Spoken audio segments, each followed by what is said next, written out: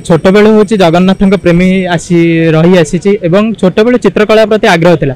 एवं एथर मु भाविली जदि पुरी न जाई परिबे तले भगवान को मो कला हिसाब रे मो भक्तिपूत निवेदन जणाई पारि तेणु मन में आसला ना समस्त तो सब किसी बनाऊँ मो चाहिए किछिटा काठी को नेबी एवं काठी नहीं क्षुद्र अति क्षुद्र माने 2.5 इंच गोटे नंदीघोष रथ करी एवं से ही मो भक्तिपूत निवेदन जनइबी जोटा ही पुरी रे नंदीघोष रथ जो जगन्नाथ सी भी मत निश्चय मो भक्तिपूत निवेदन को शुणवे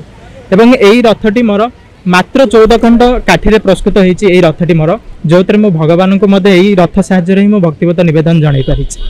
मत यहाँ करने मात्र 2 दिन समय लगी एवं मु करला भितर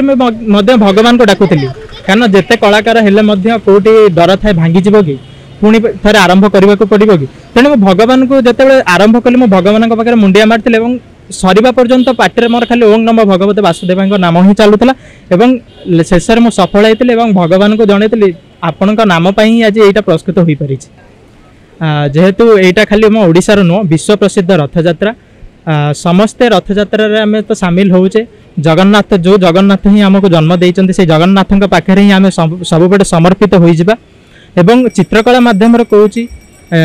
आमर ओडिशार कला संस्कृति एवं पट्टचित्र कहले जोटा कि जगन्नाथ संस्कृति को बुझाए तेणु आम समस्ते जो कला भी आम जाचे से कला अनुसार आम निश्चय आम जगन्नाथ को ही भक्तिपूत निवेदन जनइबा।